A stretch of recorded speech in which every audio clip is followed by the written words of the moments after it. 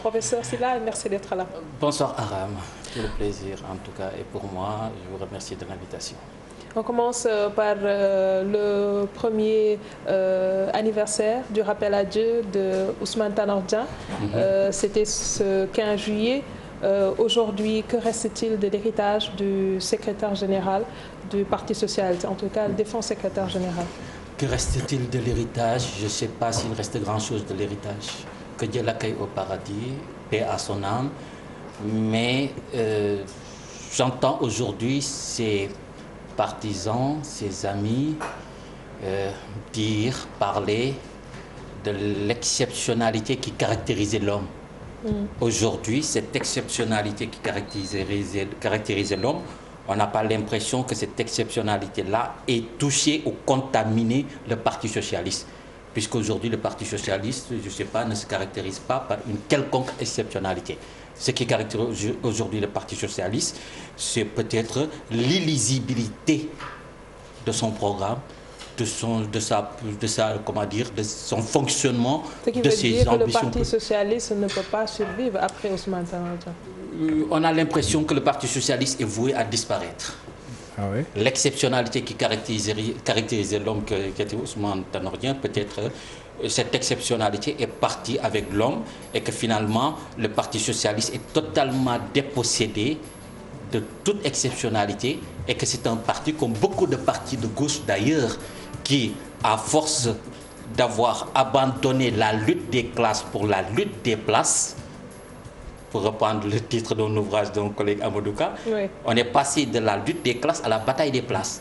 Et je pense que cela, aujourd'hui, a porté préjudice au Parti socialiste qui n'existe pratiquement plus.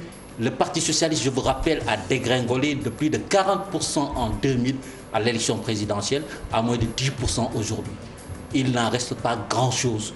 Les partis ont vocation à survivre à leurs fondateurs. Mais qu'est-ce qu'il faut maintenant pour que le Parti socialiste puisse retrouver son lustre d'antan? Mais c'est au Parti socialiste de se poser cette question, mais j'ai l'impression que le Parti socialiste a raté de plusieurs occasions de se ressusciter. Oui, c'est valable dans beaucoup de pays. Les partis traditionnels qui organisaient la compétition électorale, qui organisaient le système représentatif, qui étaient les enfants de la démocratie et du suffrage universel, on a l'impression aujourd'hui que ces partis-là sont concurrencés par de nouveaux mouvements citoyens. Même si un certain nombre de partis continuent à garder une certaine force, et c'est ça qui est contradictoire. D'un côté, on critique les partis politiques du point de vue citoyen, mais de l'autre côté, qu'est-ce qu'on voit? Que malgré ces critiques, ces partis continuent à gagner pratiquement des élections via des coalitions.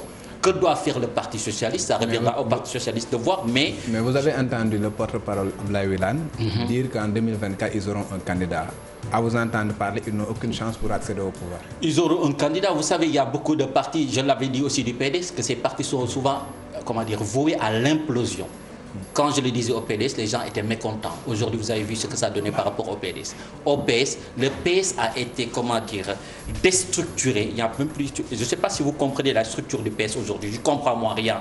Et pourtant, j'essaie de lire, d'avoir une lisibilité. Je ne comprends absolument rien. Depuis quelques années, est-ce que vous avez entendu parler d'un congrès du Parti socialiste, avec des structures du Parti socialiste, avec une vision, un programme politique, des ambitions, des hommes qui montent? Dit qu'après la pandémie, ils vont se pencher sur le On attend de voir.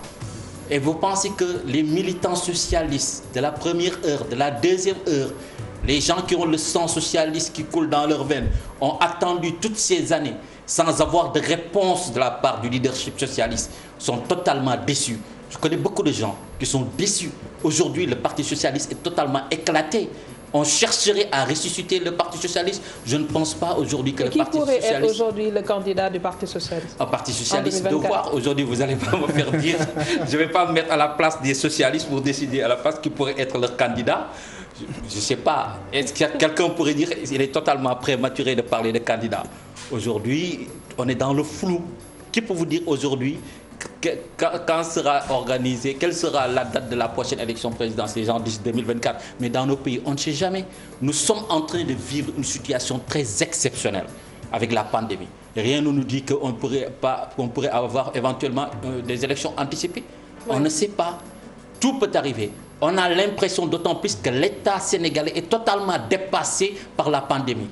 Cet état de dépassement, donc état d'exception, état de dépassement, l'État dépassé aujourd'hui pourrait conduire à des élections présidentielles anticipées que je n'exclus pas. Entre-temps, il y a les locales, il y a les législatives, on parle même d'un couplage des élections, même si ce n'est pas encore très clair. Comment pourrait-on anticiper une élection de plus rajoutée à ce niveau-là? À voir, c'est pour ça, vous savez, les hommes pensent détenir le calendrier. Mais il arrive des moments où il y a des crises, des situations exceptionnelles qui font que tout est bousculé. Qui aurait pu penser qu'on vivrait aujourd'hui ces instants-là totalement étranges, où l'on ne sait pas de quoi demain sera fait, le nombre de cas augmente, qu'est-ce qui peut arriver? Tout ça, on ne sait pas. Dans 2 mois, dans 3 mois, on pourrait vivre des situations exceptionnelles qui dépasseraient les autorités politiques. Que serait aujourd'hui une élection présidentielle sans le Parti socialiste? Mais attends, il y a eu une élection présidentielle récemment, en 2019, sans le Parti socialiste. Parce que le Parti socialiste a eu, oui, le candidat, mais le Parti socialiste a été totalement inexistant de ces élections. Ce n'est pas pour dire des méchants, j'ai beaucoup d'amis au Parti socialiste, mais c'est pour dire effectivement qu'aujourd'hui, le Parti socialiste, j'ai l'impression, a raté des moments historiques.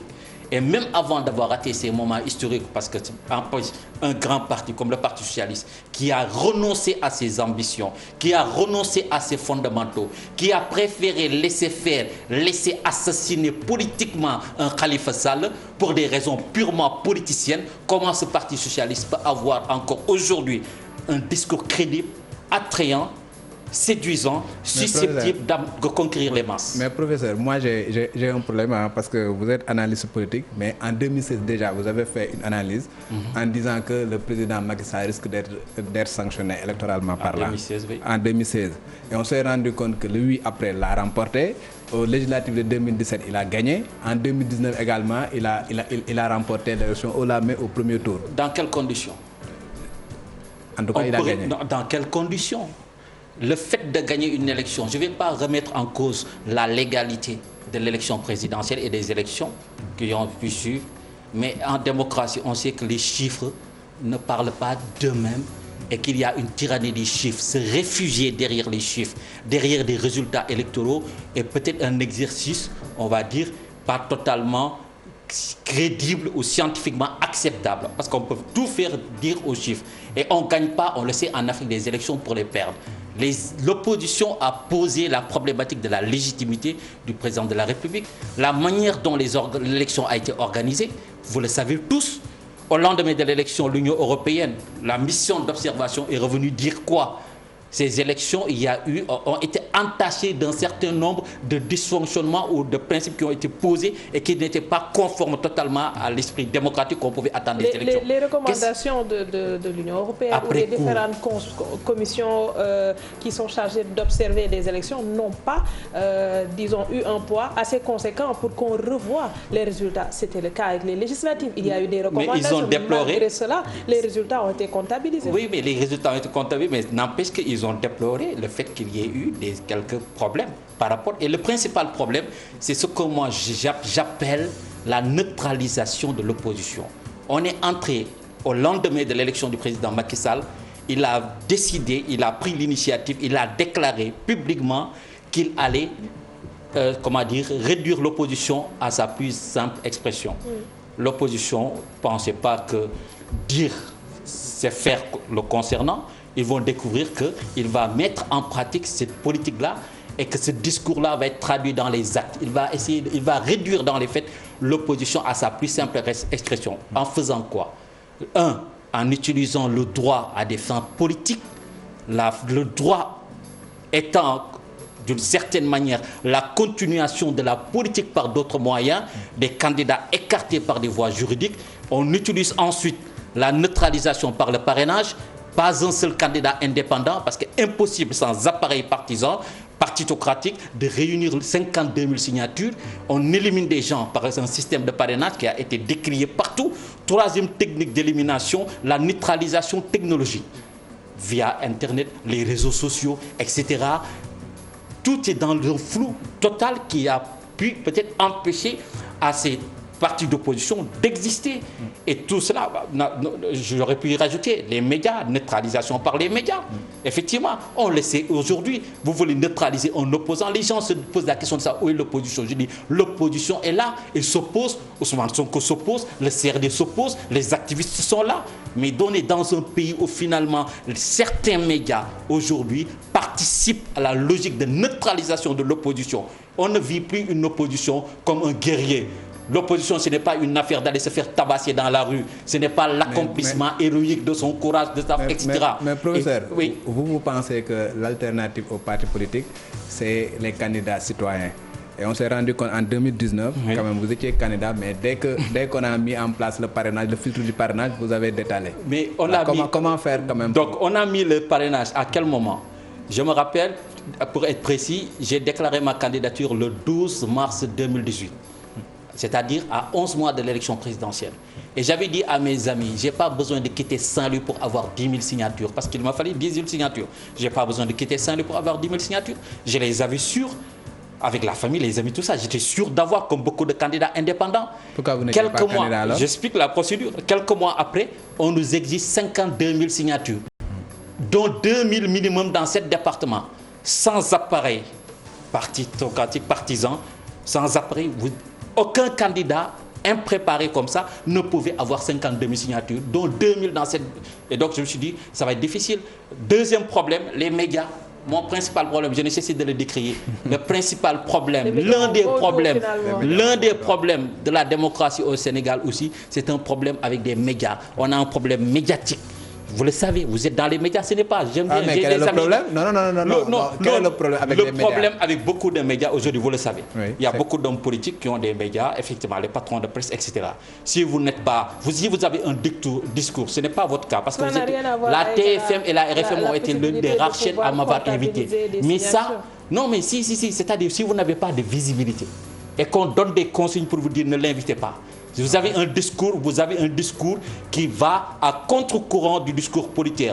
Du politiquement correct, vous n'avez aucune chance parce qu'on vous barre. D'autant plus, en plus, il y a tout ce qui a trait à la corruption. Vous êtes bien placé. Si non, il ne faut pas... vous n'êtes pas bien placé. Non. Est-ce que vous contestez... Vous nous accusez non, je ne vous accuse pas. Attention, je dis... Non, attends, je ne dis pas les journalistes sont corrompus. Non. Quand vous dites que vous êtes bien placé pour le savoir... Je vous prends à témoin. Je vous prends à témoin. Vous le savez aujourd'hui, il y a des gens qui sont capables de détruire un adversaire politique en utilisant certains journalistes. Ça, on le sait. Ça existe dans ce pays-là. Faites un article contre telle personne, on vous détruit comme ça. Blacklistez tel candidat parce que j'aime pas sa tête, je ne veux pas qu'il devienne un bon candidat. Vous êtes blacklisté et vous ne passez pas. Je suis en train d'écrire un ouvrage que j'ai intitulé « Ce que les médias font à la démocratie ». Quand je vais sortir cet ouvrage, je vais donner des éléments concrets et je vous offrirai cet ouvrage avec des preuves. Parce que j'ai vécu de l'intérieur cela. Je sais qui est corrompu, qui est payé pour passer dans la revue de presse. Tout ça, ça a un prix. Je peux même vous donner les prix pour passer à certaines émissions. Si vous allez également sur le terrain politique, il serait également bien de pouvoir faire des recherches et vous pourrez peut-être comptabiliser et savoir ce que vous valez sur le terrain. Mais il y a autre chose qui nous interpelle. On n'est pas là pour faire le procès des médias. Des dévallages, on en a eu, des insultes de Moustapha Cissé Lo ont heurté plus d'un. Comment faudrait-il aujourd'hui les décrypter? Est-ce que c'est la nouvelle façon de faire la politique? Quand certains disent qu'on en parle en bien ou en mal, l'essentiel c'est qu'on occupe la scène. Oui, il y a un problème qui s'est invité dans l'arène politique. Vous savez, les réseaux sociaux n'ont pas inventé les injures en politique. Traditionnellement, mais ça a mis beaucoup plus de publicité par rapport aux injures. Traditionnellement, il y avait des injures, certes, mais il y avait surtout le talent des orateurs, des tribuns. Ça veut dire qu'il y avait des hommes politiques qui savaient parler et détruire l'adversaire sans pour autant l'injurier. Tout était dans l'art subtil de la parole. Comment destituer l'autre, le malmener par des petites phrases, assassiner, tuer l'adversaire, tuer son argumentaire, sans pour autant l'injurier. Aujourd'hui, on a vu des années plus tard, effectivement, aujourd'hui, avec des réseaux sociaux qui ont beaucoup de publicité. Mais ce qui est extrêmement hallucinant, c'est l'attractivité, l'attraction que les injures exercent sur les citoyens. les gens auraient insulté, certains disent moi ça ne m'intéresse pas, mais ceux qui insultent, les insultivistes et les insulteurs de la République pensent être dans une République des insulteurs et finalement trouvent même un intérêt à insulter puisque c'est les gens qui font le buzz. Ça renvoie à quel type de démocratie? C'est la démocratie des insulteurs, j'aurais pu dire pour prendre, mais ce n'est pas. Je veux même éviter. Ça renvoie à quoi? À la pauvreté du débat. Au lieu de débattre sur des choses intéressantes, au lieu de lire les articles écrits par des universitaires de manière intelligente, des choses qui peuvent aider, des choses intelligibles qui peuvent nous aider à mieux comprendre notre société, on n'aime pas ce type de discours. On n'aime pas ce type de on va dire, écoutez, il est correct, c'est des opposants mous, ils sont dans la mollesse, ils n'insultent pas. Finalement, qui apparaît comme le guerrier, opposant guerrier qu'on va présenter, que tout le monde va adorer, c'est celui qui va venir tête, dont les partisans sont capables d'insulter, d'entamer un bras de fer, de taper pour montrer qu'il est courageux, qu'il peut entamer un bras de fer. C'est pas ça la politique. La politique, ce n'est pas un cri guerrier, c'est pas la bataille, ce ne sont pas les injures. La politique peut se faire de manière très civilisée. La noblesse de la politique, proposer des choses, le dire dans des discours très intéressants, sans pour être agressif. Je ne suis pas d'accord avec telle personne, même si nous partageons, nous sommes de la même famille. Nos familles sont traversées par des clivages politiques. Qui dans sa famille peut dire que tout le monde vote socialiste ou Macky ou opposition ou CRD ou etc. On se voit. On a des frères avec qui on ne vote pas de la même manière dans les quartiers, à l'université. Mais malgré tout, la démocratie, c'est ça. C'est la coexistence pacifique des opinions. On peut être totalement en désaccord et être des amis. Et je veux dire, je ne suis pas d'accord, je ne soutiens pas ton candidat, ton programme n'est pas pertinent. Pourquoi te donner les arguments solides sans pour autant t'injurier ou te malmener? L'autre actualité, ce sont les rapports qui sont les donnés. Fameux rapports. Les fameux rapports, le rapport de l'IGE qui vient d'être soumis au président de la République. Mais on se rend compte quand même, d'année en année, il y a des rapports qui sont soumis au président, mais qui finissent dans les tiroirs. Est-ce qu'il ne faudrait pas changer de démarche?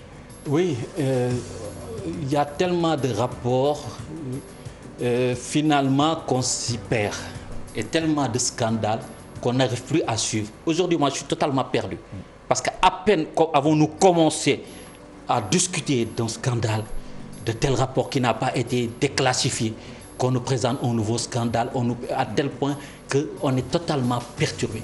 Et quand vous parlez de rapport... Professeur, je veux des propositions concrètes. Mais avant les propositions, constat, on nous présente aujourd'hui des rapports. Beaucoup de gens vont dire quelle est la pertinence de nous présenter encore des rapports. Au moment où, chaque fois, on nous présente des rapports très bien écrits, présentés, déposés là, il faut les déposer, et plus personne n'en parle. On a parlé du rapport de l'IGE concernant Petro-Tim, que le pouvoir dit n'avoir jamais vu. Et là, tout d'un coup, on découvre, on apprend qu'à maintenant, on arrive à avoir des rapports qui sont écrits par l'IGE. Et où sont tous les rapports de l'OFNAC, des rapports de Saint-Yves, des rapports de telle ou telle institution, ces institutions multiples dont les gens font un travail excellent, déposés là où il faut les déposer. Aucune suite, à l'exception de peut-être Khalifa Sall, et dont on déclassifie, on ne sort pas le rapport de l'IGE. Ça nous aurait permis de voir qu'est-ce qui est écrit dans ce rapport. Rapport de Petro-Tim, il faut déclassifier. Maintenant, que faut-il faire maintenant? Que faut-il faire? Concrète. Non, je pense qu'il faut retrouver les fondamentaux de l'État. Nous, quand on enseigne aux étudiants ce que c'est que l'État et qu'on voit comment on fonctionne dans nos États, on se demande est-ce que nous sommes véritablement dans des États? Et comment fonctionnent nos États? Nos États fonctionnent comme il ne faudrait pas fonctionner. Vous savez, un État, c'est quoi? C'est l'institutionnalisation du pouvoir. C'est-à-dire le pouvoir ne peut être exercé à titre de prérogative personnelle. Mais aujourd'hui, les rapports, ce n'est pas à titre de prérogative personnelle que le président peut décider selon sa volonté ou pas de déclassifier ou de poursuivre. Est-ce que le pouvoir ne repose pas à ce titre d'institutionnalisation du pouvoir sur une seule et même personne? On devrait pouvoir avoir ces rapports-là directement au procureur, ou je ne sais pas quel juge, je ne sais pas comment ça se passe, les rouages, pour que dès qu'une personne est inquiétée, cette personne puisse être suivie. Vous allez dans les pays nordiques, Norvège et autres là, un ministre qui achète une tablette de chocolat avec la carte de retrait du ministère, ça coûte absolument rien, moins d'€1, démis de ses fonctions. On ne rigole pas avec l'argent public. Mais regardez ce qui se passe dans ce pays, ça dépasse l'entendement.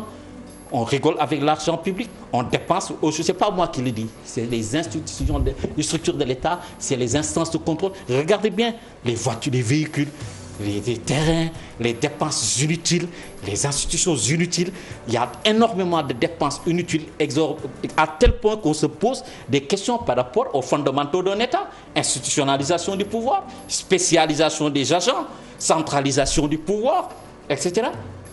L'autorité de l'État qui peut s'incarner, comment dire, assurer le minimum vital aux populations, et je terminerai par ça. Aujourd'hui, vous savez qu'au Sénégal, il y a des gens qui mangent ce qu'on appelle le tchor. Il y a des gens aujourd'hui qui mangent cela.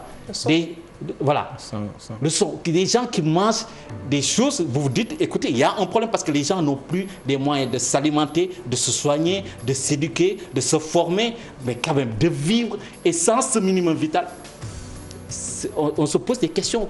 Est-ce qu'on peut encore dire que l'État-providence, l'État dans ses fonctions régaliennes, l'État qui doit aussi être au service des populations pour leur bien-être, est-ce que l'État, cet État-là joue son rôle? Ou est-ce que nous assistons à une faillite de l'État? Autant déposer le bilan et constater la faillite de l'État. Merci beaucoup, professeur Ibrahima Sylla, enseignant, chercheur en sciences politiques à l'Université Gaston Berger de Saint-Louis. Merci également à Daouda Mine et à vous qui nous suivez de partout. Retrouvez-nous demain à la même heure. Excellente soirée en compagnie de mon programme.